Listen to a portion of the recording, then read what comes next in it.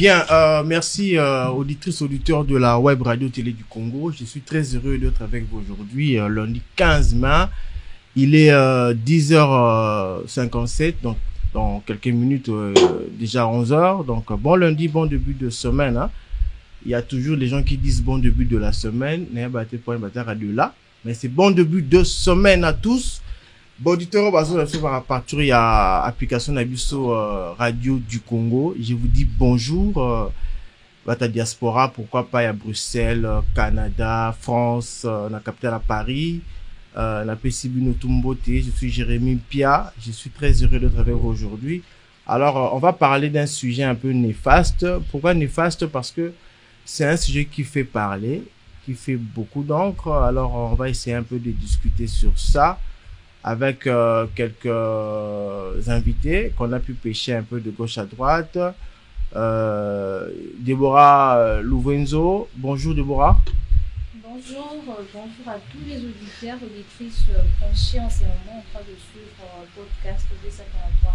Et c'est Déborah Louvenzo et non Déborah Louvenzo. Ah, non, je vais massacrer ton nom. Vous avez massacré mon nom. C'est Louvenzo, non? Louvenzo. Louvenzo. Comment on peut comprendre que j'ai pas l'habitude de citer ton nom.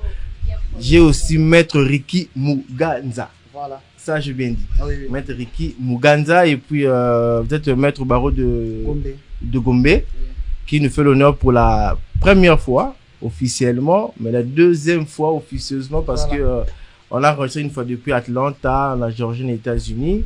On avait parlé sur la destruction de maisons anarchiques ainsi que l'arrivée du pape. Voilà, au moins vous avez une bonne mémoire. Et à ma droite, j'ai l'évangéliste Paki Kabenza. Hein? Merci beaucoup de votre présence. C'est à moi de vous remercier. Ouais, vous êtes évangéliste dans l'église Cité des Adorateurs. C'est ça, oui. C'est où précisément? C'est à Moudi. Namoudi. Ah, un jour, il faut inviter chaîne. Hein? Sans problème. Quand il y a tout il faut bim. Il y a Barita, il faut kende. Mouno Barita, il faut kende. Et puis à ma gauche, j'ai Cécile l'impératrice. Personne. Je vais essayer de citer votre nom. Si je le massacre, comprenez-moi.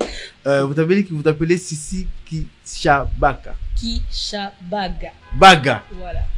Comprenez-moi, hein, je suis pas habitué de citer des noms un peu trop bizarres, compliqués, mais je suis là pour de l'ail et de lait. Donc voilà. Il y a un sujet qu'on va partager avec vous tous. Okay. Et c'est quelqu'un de la diaspora qui nous a fait part d'un sujet aussi. Moi, j'appelle ça un sujet néfaste parce que ça dérange les uns et ça réconforte les autres. Alors, c'est la polygamie. On ne parlera pas de la polyandrie, mais on parlera que de la polygamie. Parce que déjà, la polyandrie, même moi, je peux pas faire un débat sur ça. Mais la polygamie, c'est un fait qui se déroule dans nos communes, dans nos familles, dans nos quartiers, et pourquoi pas dans un pays comme la RDC qui est un État laïque. La polygamie est autorisée chez les uns, refusée par les autres. Mais bon, comme on dit tout seigneur, tout honneur, je vais commencer par l'évangéliste Paki Kabenza, homme de Dieu. Oui. Comment vous apercevez ou comment vous concevez la polygamie par définition et en elle-même? Comment vous le voyez? Oui, étymologiquement parlant, déjà, la polygamie, c'est le fait d'un homme avoir plusieurs femmes, donc plusieurs partenaires, plusieurs épouses. Donc, brièvement, c'est ça la définition de la polygamie. De la polygamie. Oui. Partant de ce sujet qui fait vraiment couler beaucoup d'encre, surtout actuellement par rapport à ce qui se passe à l'Assemblée nationale, dont on a vu un honorable vouloir à ce que cette loi, proposer cette loi afin qu'elle soit votée plus tard. Et moi, je pense que le mariage, d'abord au départ, ce n'était pas quelque chose conçu par un humain. Ouais. C'est Dieu lui-même qui est l'instituteur du mariage, c'est Dieu qui avait conçu le mariage. Alors, si vous lisez bien la Bible, vous allez voir qu'Adam vivait aisément seul, alors qu'il avait un besoin en lui, un besoin qu'il n'avait pas exprimé, parce qu'étant même pas lui-même son propre créateur. Alors, c'est lui qui l'avait créé, c'est lui qui va comprendre que dans cet homme, il y a un vide qui doit être comblé. Voilà pourquoi Dieu va maintenant dire, il n'est pas bon que l'homme soit seul. Je lui ferai une aide. qui sera semblable à lui. Une aide. Dieu n'a pas dit plusieurs aides. Il a dit une seule aide. Et puis, quand vous allez voir dans la suite, Dieu a pris une de ses côtes. Dieu n'a pas pris plusieurs côtes, il a pris une seule côte. Donc, nous comprenons déjà de manière originelle, Dieu avait conçu l'idée d'une seule femme pour un seul homme. Et lorsqu'il les a bénis dans le jardin, il leur a autorisé de se multiplier et voilà, de remplir la terre. Alors, c'est dans la suite du temps, par rapport à la méchanceté des hommes, et après que le diable ait séduit le couple Adam, comme nous le savons tous, c'est alors que cette méchanceté a commencé à faire naître l'idée d'avoir maintenant plusieurs partenaires. Alors, nous respectons en tant qu'humains le vouloir des uns et des autres, mais nous devons nous référer plus dans la Bible par rapport à celui qui est l'auteur, l'instituteur du mariage, qui a donné une seule femme à un seul homme. Et Dieu sait pourquoi il avait donné une seule femme à l'homme, c'était pour l'équilibrer. Vous voyez, je crois que j'ai mes co-débatteurs ici et nous allons débattre tout au long de cette émission. Mais bibliquement parlant et par rapport à Dieu lui-même étant l'auteur du mariage, il n'a pas autorisé à ce que l'homme puisse avoir plusieurs partenaires. Donc, Dieu n'a pas autorisé la polygamie. Effectivement, Dieu n'a pas autorisé. Pour que l'homme soit équilibré, Dieu a donné à Adam une seule femme. Je bien dit dans mon introduction, je lui ferai une aide. Semblable.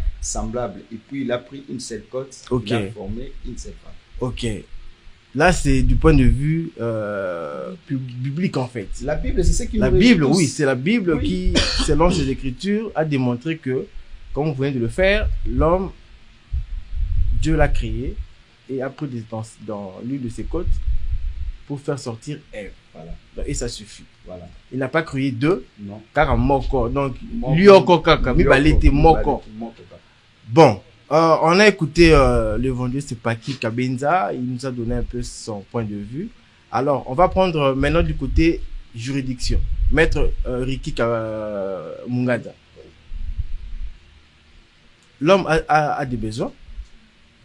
Comme l'évangéliste l'a dit. Après, il a eu des besoins. Il a dit, bon, je peux avoir 2, 3. C'est venu après. Mais au début, l'homme avait qu'une seule femme. Et Dieu a donné à Adam Ève. Mais on constate que maintenant l'homme peut aller, on appelle ça mariage légal. Il peut aller prendre une deuxième femme légalement. Maintenant, comment vous le concevez? La polygamie, elle est bonne ou elle est mauvaise? Merci Jérémy pour la question. Par rapport au concept polygamie, ici il y a d'abord de signaler que la législation congolaise n'autorise pas le mariage polygamique. Ok. Voilà. Cela va de l'article 330 du Code de la famille parce que c'est la loi qui parle du mariage dans notre pays. Ok. Alors, au fur et à mesure, nous avons constaté dans la pratique, il y a certains besoins qui surgissent parce que le droit en soi vient pour résolver certains besoins sociaux. Ok. Vous voyez un peu. Alors, quand bien même la loi elle-même déjà en son sein, ça va de même avec ce que l'évangéliste venait de dire dans la Bible.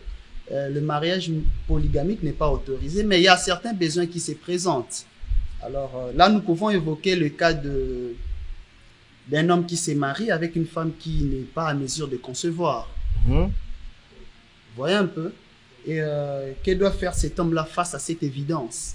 Alors, c'est comme ça que d'aucuns estiment qu'il n'est pas évident de réprimer la polygamie. Alors, quand bien même déjà la loi elle-même en son sein l'interdit de manière express. Alors, par rapport à la loi de l'honorable Daniel Mbao, il est venu avec certaines innovations, notamment pour réprimer le mariage polygamique. Un avis que tout le monde ne partage pas.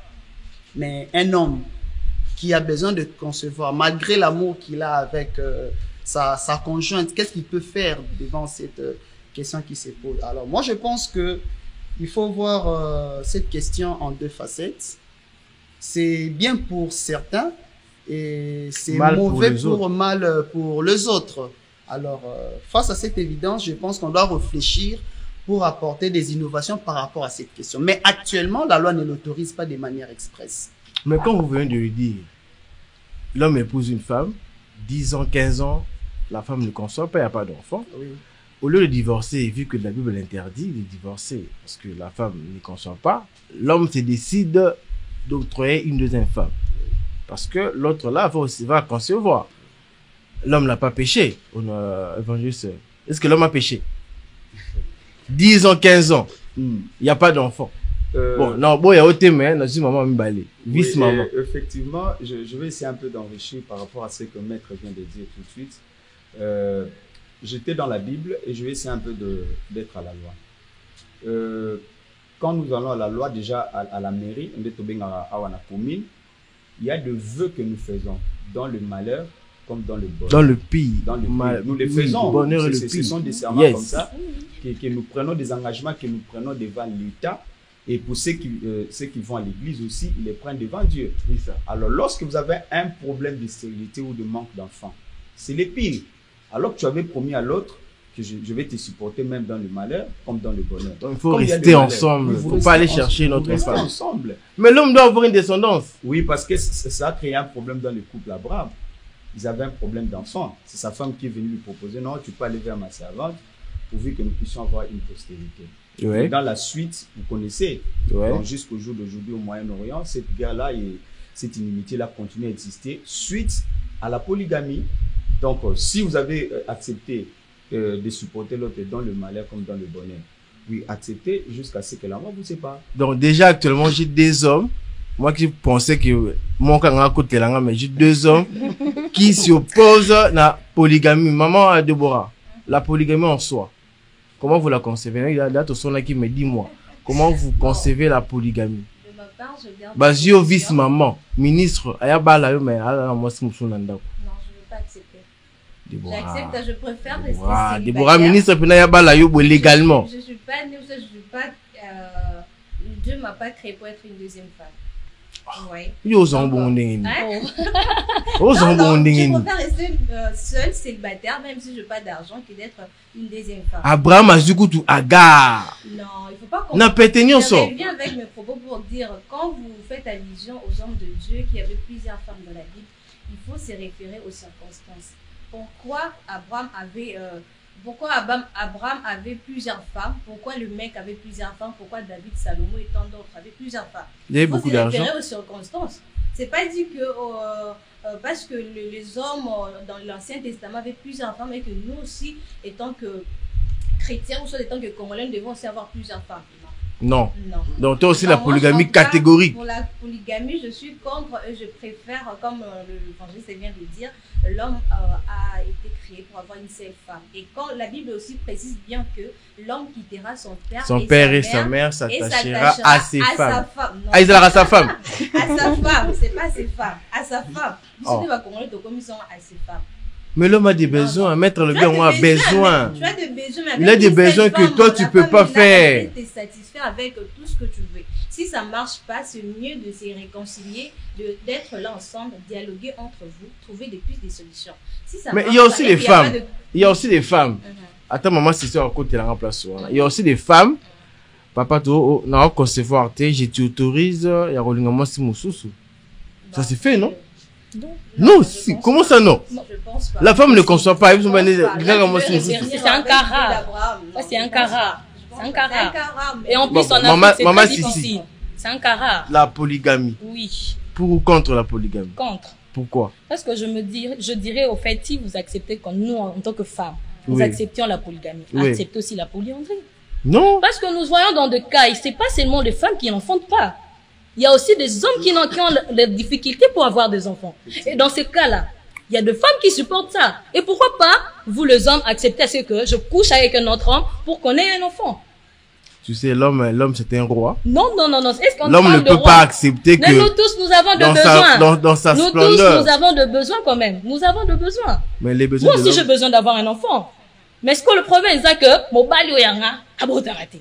Mais j'ai accepté pour les meilleurs et pour les pires. Il y a beaucoup de cas. Donc vous allez rester comme ça, sans enfant, jusqu'à la fin du temps. Mais j'ai accepté. Aussi, la seule femme, il y a plusieurs femmes déjà qui ont accepté, pas, mais qui sont toujours là dans leur foyer et ils gèrent très bien son j'ai accepté le cas. Parce que moi, je me dis, vous voulez que nous acceptions la polygamie. Prenons par exemple, tu es un professeur. Le professeur, on a bon à l'état, il y a bien été. On a bon 1, 2, 3, 4. Le commis le lobby tumba bou bana boba pona ni papa moyen na no eto gérer no éducation bana 1000 ozana bango ozo kokate bana bazom kende retira ka ba conseil ozo uta et pas maman na bango. Et ça mène une guerre. Mais évangéliste pas qui? Naïbi koza chrétien. Mais tout côté là na islam. Mukie kaka, donc kaka pour bimi. Sans problème. Bango ba pesa droit à 5 femmes. Mais condition ça bon quand la même égalité. Donc c'est-à-dire que ils n'ont pas vu ça ma bé. Donc pourquoi nous on va condamner ça? Vous savez, je vais répondre à la question, mais je vais revenir rapidement sur ce que ma soeur vient de dire tout à l'heure. Vous savez, tout ce qui est écrit dans la Bible n'est pas forcément à être pratiqué. Vous voyez? Il y a certains exemples que Dieu a autorisé que ça soit écrit dans la Bible pour nous servir maintenant, nous autres, de leçons. Des leçons. Voyez. Si vous voyez la vie de Salomon avec plusieurs femmes qu'il avait, à la fin des comptes, il a adoré les faux dieux. Et après lui, c'était le déluge. Donc, vous comprenez? Alors, lorsque nos amis musulmans disent que non, vous êtes autorisé à épouser plusieurs femmes, il suffit seulement de le mettre à l'aise. Ça, c'est... Bon, j'ai liste Paki Kabenza a bien dit, ils auront des comptes à rendre à Dieu le Créateur. On va souffler pour une petite pause. Maître, polygamie. Un homme riche, vraiment riche, tout à le roi Bédachou. Il a son argent, il décide d'épouser 2 femmes. Au même moment, en fait. Pour la Mongebele. Il a vu que dans le plaisir de la joie de vivre, en fait. Il va avoir 2 femmes, et puis à Kenepe, à Baneba Simbale, à Tima Kamone, bien juridiquement parlant, héritage, tout consort, bien préparé. Il a péché où, en fait? Parce que tout à l'heure, la pratique, on refuse en termes à définition et tout consort. Mais est-ce qu'en pratique, il a bien calculé, progéniture, va bien nailler, tout consort. Il a 2 femmes. À Bali Bango. Il a mal fait ou bien il a péché quelque part?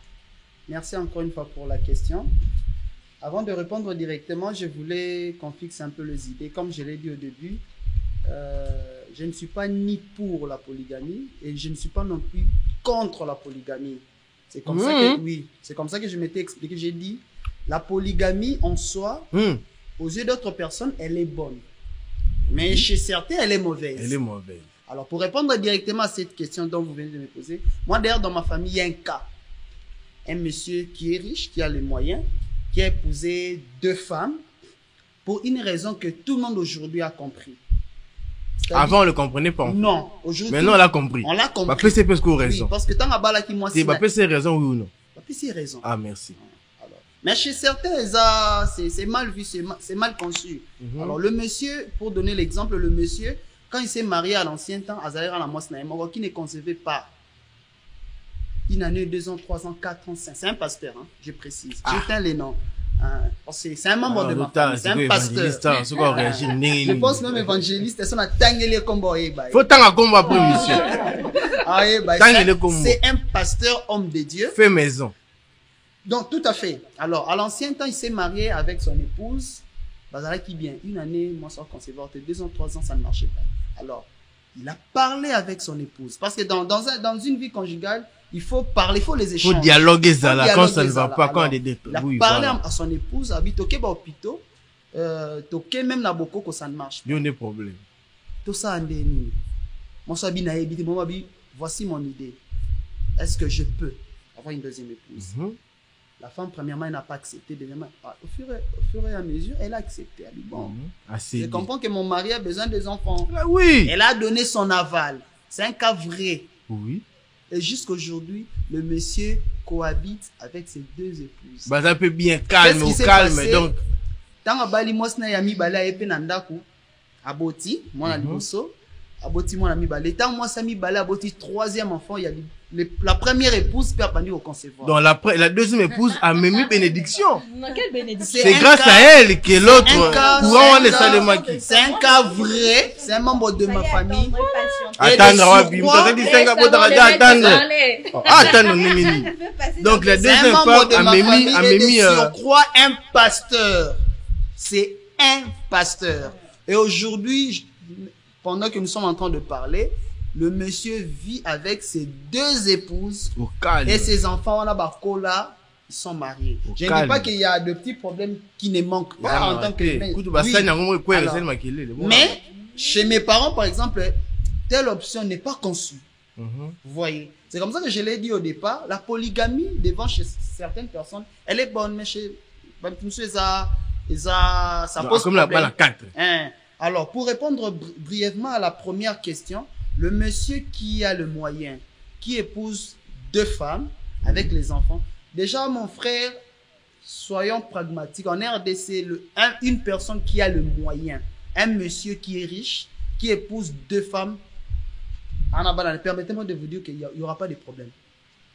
Parce que vous voyez, la question de la polygamie pose... Excusez, quand vous parlez, il n'y aura pas de problème. Je m'explique.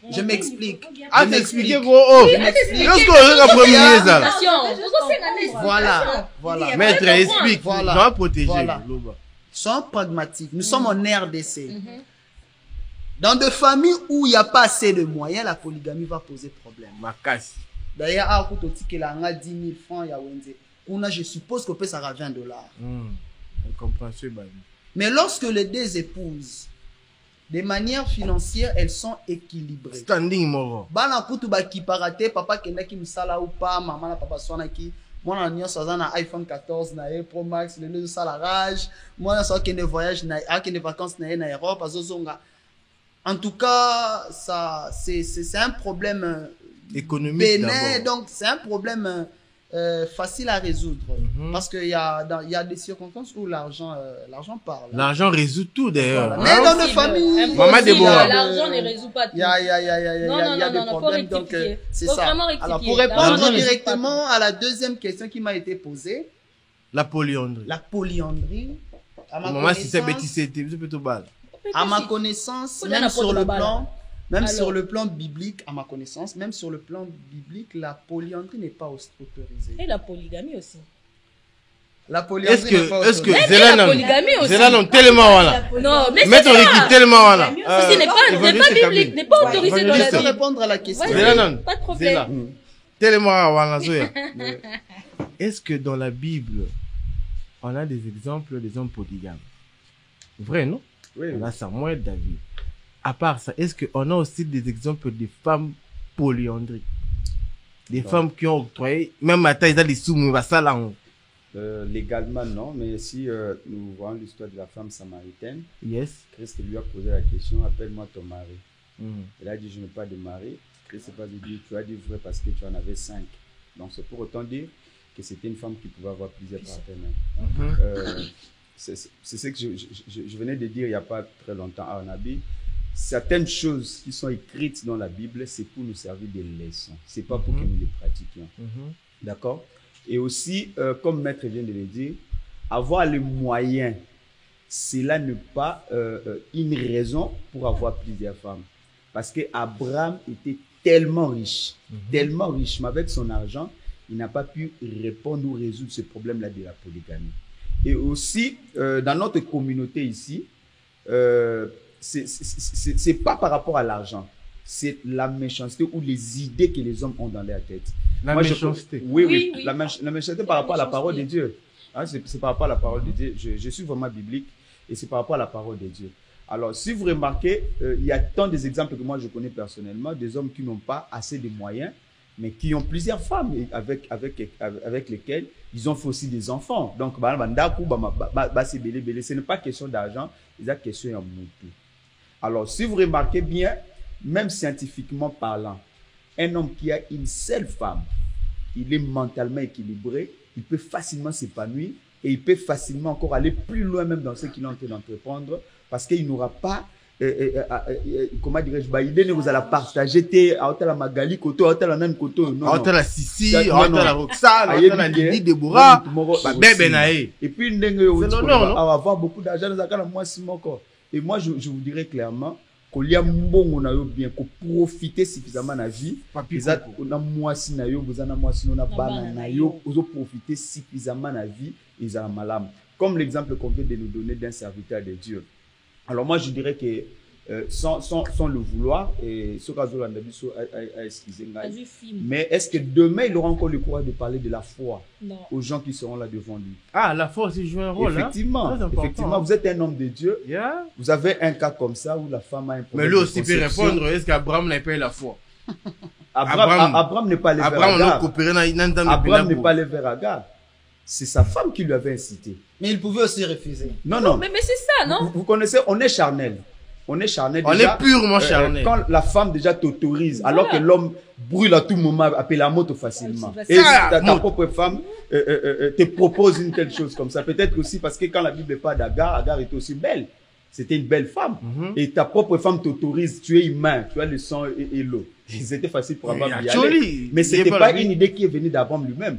Si ça dépendait que d'Abraham, si ça dépendait effectivement, si ça dépendait que d'Abraham, il allait attendre parce que Dieu lui avait dit que je te donnerai une postérité par toi-même. Donc ce qu'on dit, un serviteur de Dieu comme ça, Adam, Abraham, va pécher et pas moi aussi. Mais Adam n'a jamais eu plusieurs femmes. Oui, effectivement, moi c'est que moi, c'est ma bête. Non, moi, ça ma bête. Moi, ça tout le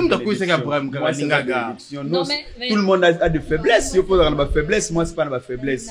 Alors, le problème, c'est la gestion. Il y a crise tant que vous foyer. Vous devez avoir une bonne politique à gérer crise qui est sujet dans le foyer. Moi, je pense que c'était imprudent. Ils avaient mal géré leur crise où il y a qui n'a niveau foyer. Mais quand on est un serviteur de Dieu, on ne peut pas tomber dans la polygamie. Effectivement, alors ceux qui battent ou bien mon dimo quand vers yo papa, moi c'est na bala qui a bota tena sani na qu'ils ont monté sur yo ibseni. C'est ma papa nous bala qui to sambla nzambe nzambe kosunga un jour au bota. Tala couple Abraham bazwa tala na couple Elkana bazwa tout mwana. Donc il y a des exemples dans la Bible que Dieu a visité. David. Et puis une chose que je voulais dire, le point c'est que tout le monde a sa place s'il reste à sa place.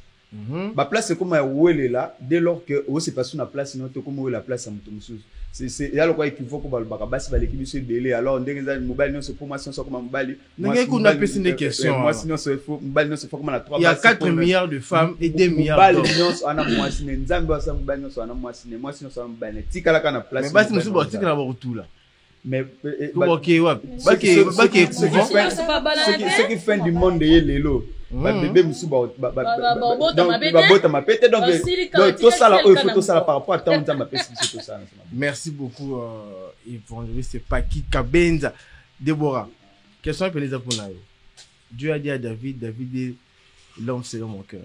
On connaît comment David se comportait. David a dit na douche pena zuma ça musa dinaye. Bon, je vais revenir avec les propos les paroles de l'évangéliste là où il a dit tout tourne autour de la pensée de l'homme. Vous voyez, si David est arrivé à pécher, c'est parce qu'il avait cette pensée d'aller voir la femme de son serviteur. Et si Dieu a appelé c'est pas la femme qu'il avait tenté? Non, c'est pas la femme. De lui-même? Non. Ah, non. David vraiment. Je vais m'exprimer en lingala. Moi, on a Kinshasa, moi, c'est un qui n'attend à l'uni à Kende. Akende la douche. Azui quand il n'a à la télé, moi, je vais avant juste à côté. Déjà, Azui ma qualité, déjà ma qualité, juste à Kena la nature. Vous voyez, déjà tout tourne autour de la pensée de l'homme. Alors, si Dieu a appelé David, l'homme, c'est l'homme en cœur, c'est par rapport à la manière dont David s'est comporté, à la crainte de Dieu. Quand il pêche. Il y avait beaucoup de femmes que Dieu a appelé David, l'homme, c'est l'homme en cœur. Non, là, je suis contre.